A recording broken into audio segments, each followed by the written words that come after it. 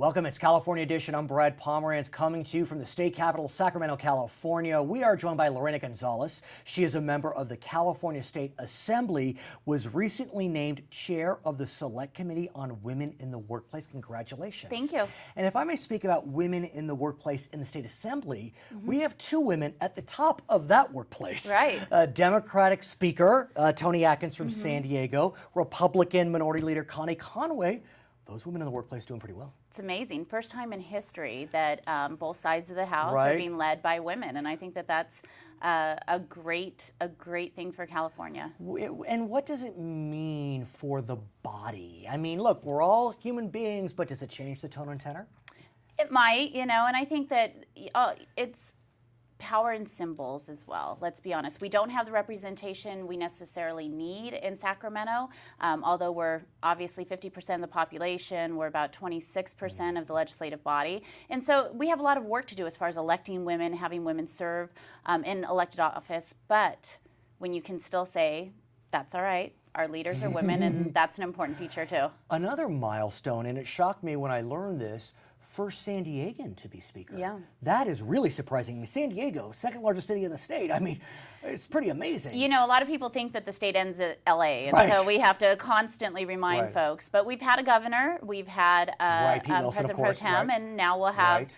we'll have a speaker. So it's about time, and I think it's an important day, obviously, for San Diego that we can celebrate for the next, who knows, year and a half, and at least we've had a voice, and I think that it's very meaningful back Sure. home, let me tell you. So let's talk about the committee and your hopes and dreams for the committee, which are?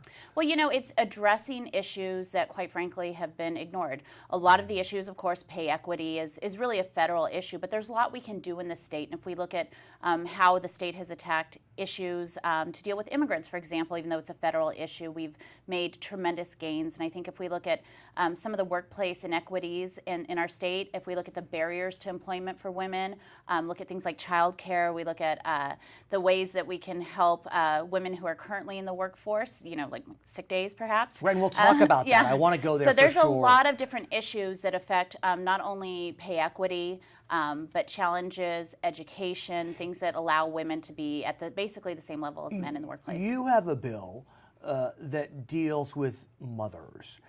Before I was a father, I would have had no idea Yeah. how important this bill might be. Right. Diapers cost a ton. They cost a ton of money, and this is one of the reasons it's so important, I think.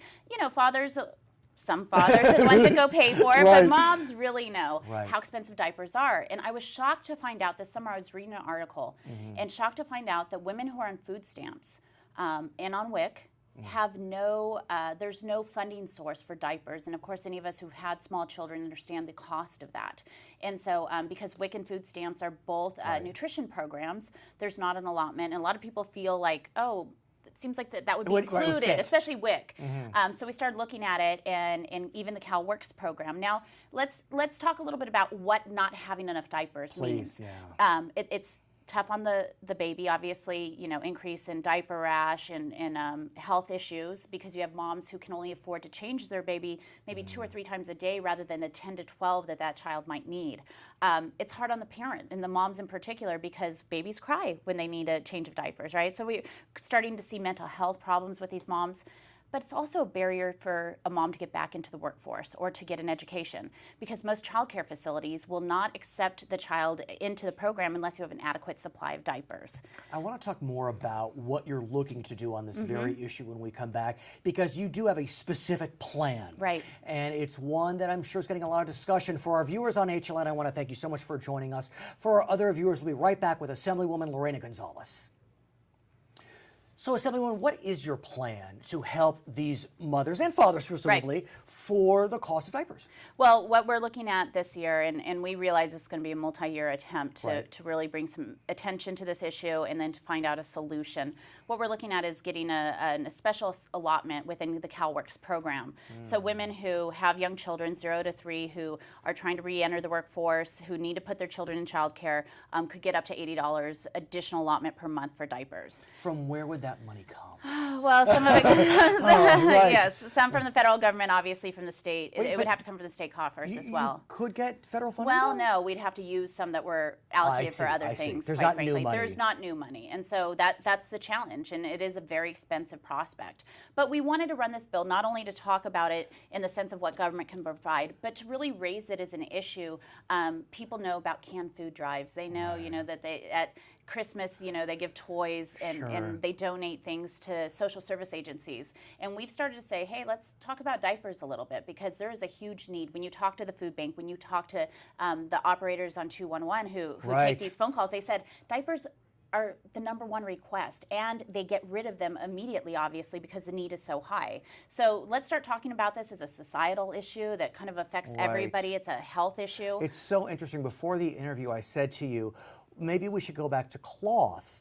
And you mentioned to me that many women or men could not because of? Well, laundromats won't allow you. If you don't have your own washer and dryer, you can't wash cloth diapers in a laundromat. And childcare facilities won't take them as well. See, it's a real challenge. How's the bill doing? The bill is stuck on suspense and appropriations. I know everybody's surprised about it. And we knew the price tag would be big. We knew that this is a new discussion item. But healthy baby bottoms are important, and we want people to start thinking about it. Start thinking about the barriers really to women re-entering the workforce. This is one of them. Let's start talking about solutions to provide for women what they really need in order to be successful and self-sustaining. You have come on our program and spoke about your desire for paid sick days.